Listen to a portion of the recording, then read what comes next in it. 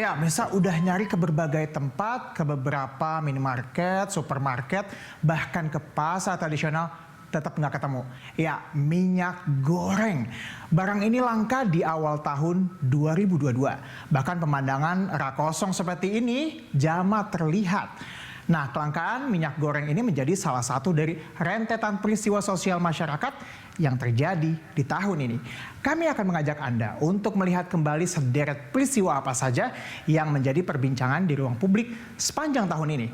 Bicara soal minyak goreng, tidak hanya langka, tapi juga harganya melambung tinggi. Otak-atik kebijakan juga dilakukan pemerintah untuk mengatasi persoalan barang yang paling dicari di awal tahun ini.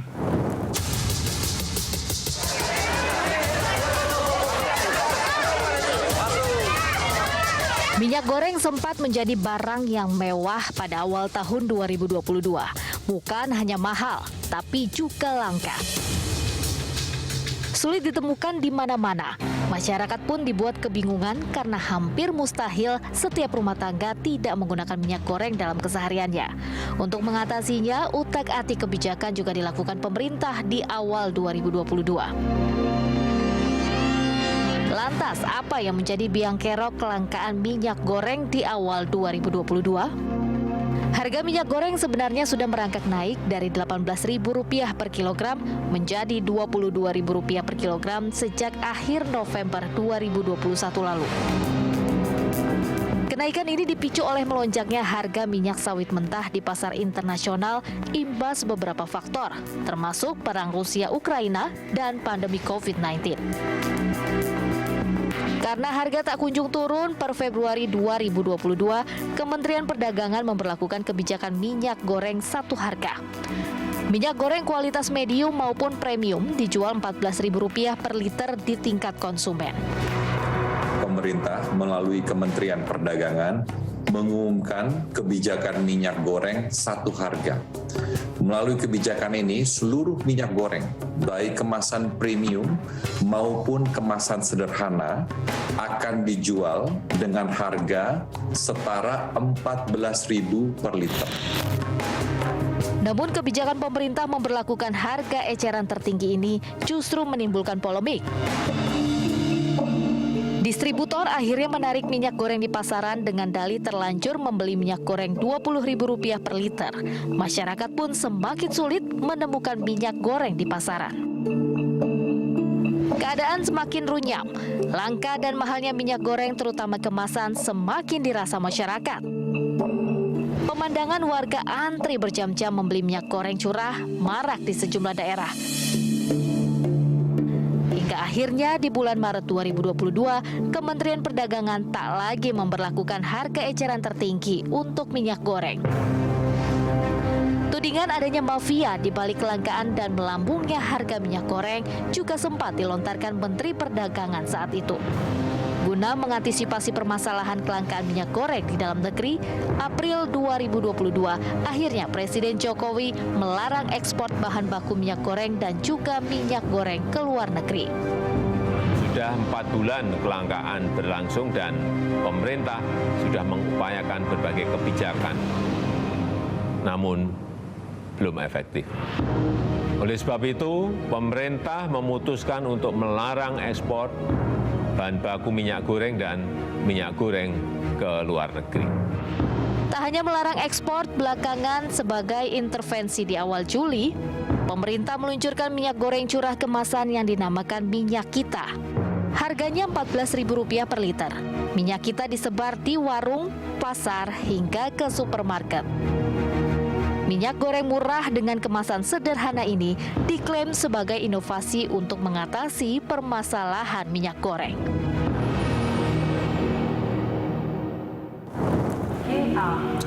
Iya, udah di bandara. Flight jam 4 sih.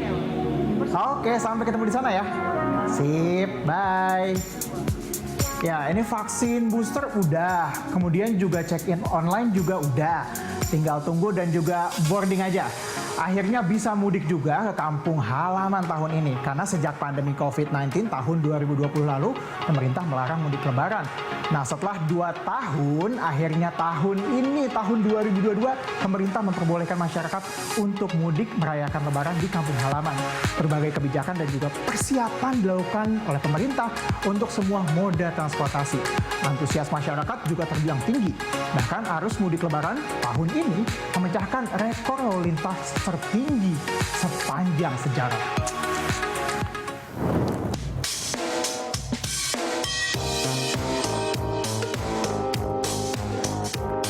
Dua tahun terkungkung dalam situasi serba terbatas, Indonesia mengawali babak baru pada awal 2022.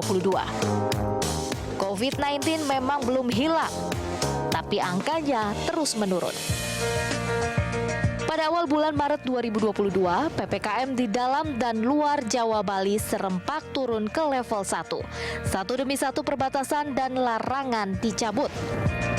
Salah satu yang disambut gembira adalah diizinkan kembali mudik lebaran. Hal itu diumumkan Presiden Joko Widodo pada 23 Maret 2022. Tahun ini umat muslim dapat kembali menjalankan ibadah sholat taraweh berjamaah di masjid dengan tetap menerapkan protokol kesehatan.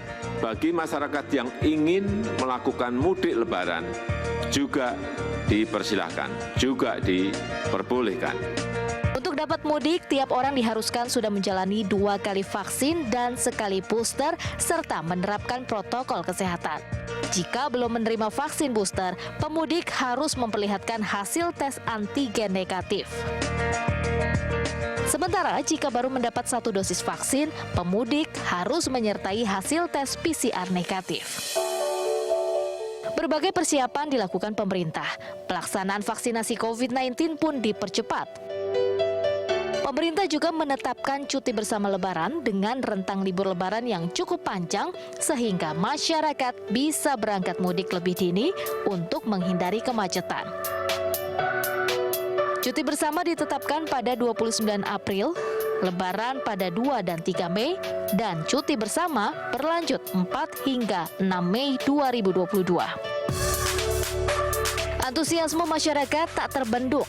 Saat itu pemerintah memperkirakan ada 80 juta masyarakat yang mudik Lebaran 2022. Angka yang sangat fantastis. Tercatat setidaknya sebanyak 47% pemudik menggunakan jalur darat, baik dengan kendaraan pribadi maupun angkutan massal. Pemerintah mengoptimalkan tol Sumatera dan Jawa. Beberapa ruas tol baru pun dikebut. Tujuannya tak lain untuk membuat pemudik nyaman, sehingga tak menghabiskan waktu berjam-jam untuk pulang ke kampung halaman akibat kemacetan. Di Jabodetabek, rekayasa lalu lintas juga disiapkan. Salah satunya kebijakan satu arah di tol Jakarta Cikampek hingga pintu tol Kali Kangkung. Diberlakukan juga skema ganjil genap nomor kendaraan bermotor. Sementara simpul transportasi lainnya seperti bandara, pelabuhan, stasiun kereta api, dan terminal juga ramai sejak H-7 Lebaran.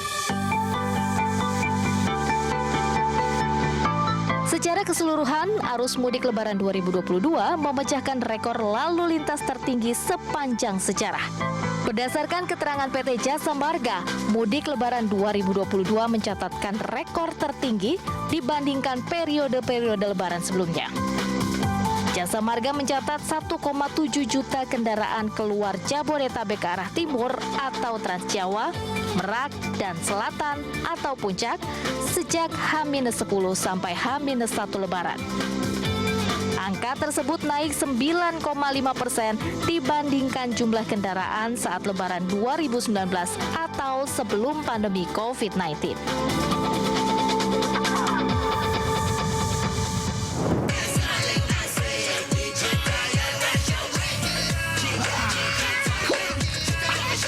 Ya, gimana pemirsa gaya saya hari ini? Ya, tentu Anda ingat gaya seperti ini di jalan ini pasti dong Anda ingat tentunya ya. Ini adalah Citayam Fashion Week, di mana fenomena yang sempat menjadi headline di berbagai media massa dan juga menjadi perbincangan seru di media sosial. Kawasan Duku Atas Sudirman ini pernah didominasi anak muda dengan berbagai gaya. Kawasan ini jadi titik temu untuk mengekspresikan diri, bahkan zebra cross menjadi tempat lalu lalang peragaan busana.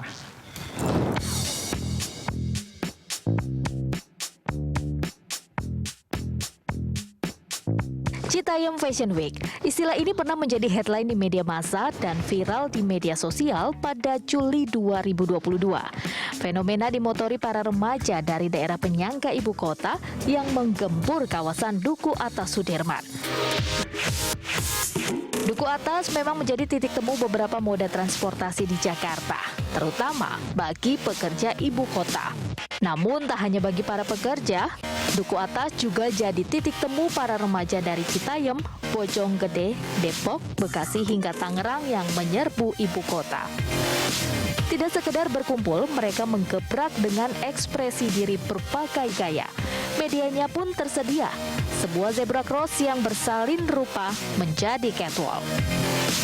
Dari fashion show di zebra cross itu pula tercetus nama Citayam Fashion Week. Akronim baru pun muncul dari epicentrum keramaian ini, SCBD. SCBD yang semula dikenal Sudirman Central Business District berubah menjadi Sudirman, Citayam, Bojonggede, dan Depok.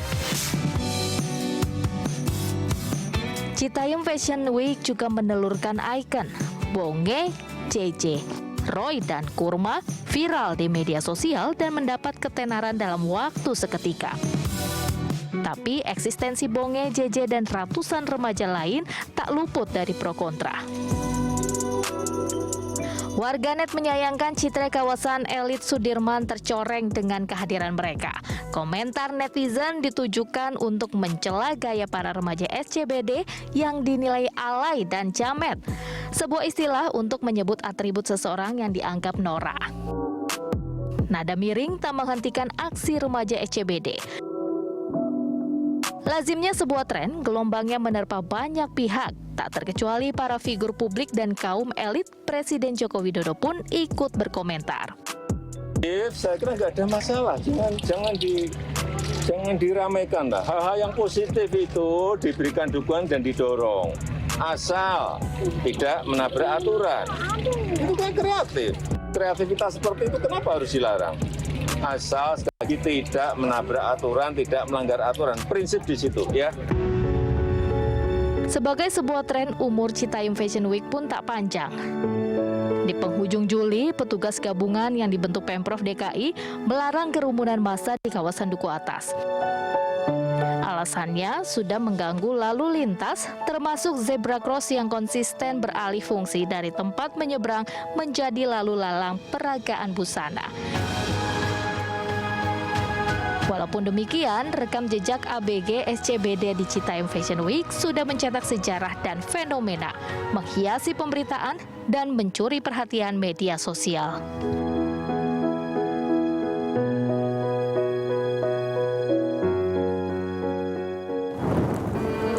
Ya, secara umum wilayah Indonesia rawan terhadap gempa bumi. Posisi geografis negara kita memang berada di antara 3 lempeng besar dunia yang terus aktif bergerak. Sepanjang 2022 saja, BMKG mencatat terjadi ribuan kali gempa dengan skala kecil hingga skala besar. Di akhir tahun, salah satu gempa dengan skala cukup besar terjadi di Cianjur, Jawa Barat. Dan dalam waktu berdekatan, wilayah lain juga diguncang gempa.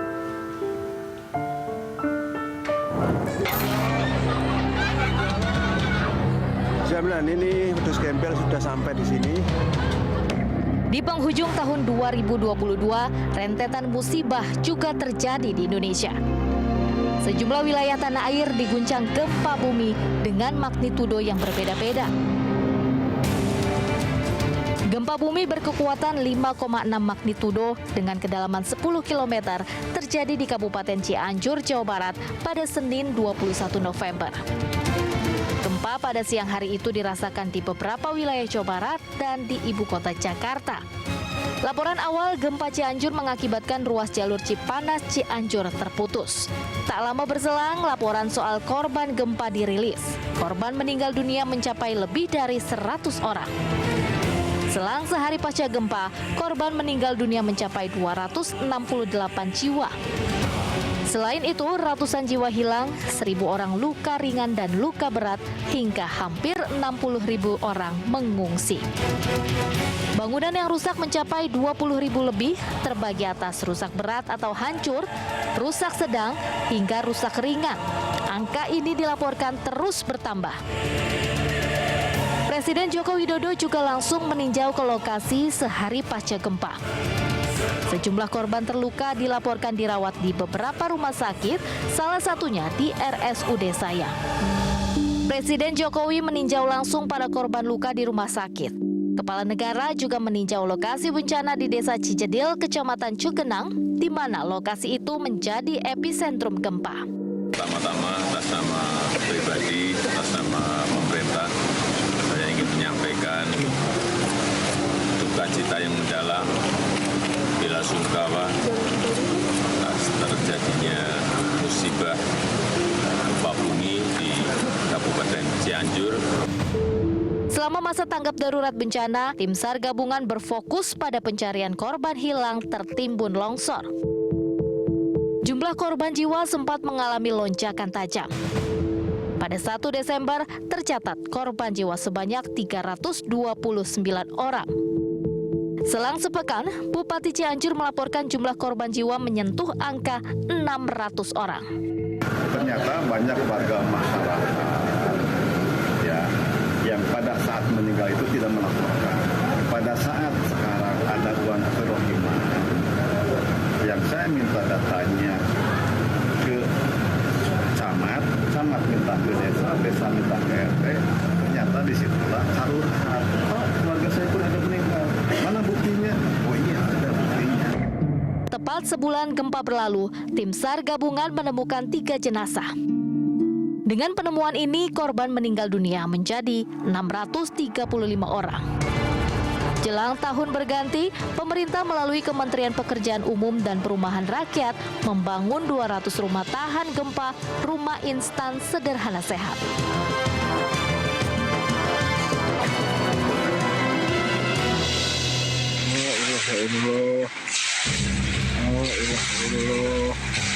Masih di Jawa Barat, gempa mengguncang Garut pada 3 Desember sekitar pukul 16:49 waktu Indonesia Barat. Gempa berkekuatan magnitudo 6,1, gempa terasa kuat di sejumlah wilayah, termasuk Jakarta hingga Yogyakarta. Ada 4 unit rumah dan 1 unit sekolah yang rusak akibat gempa.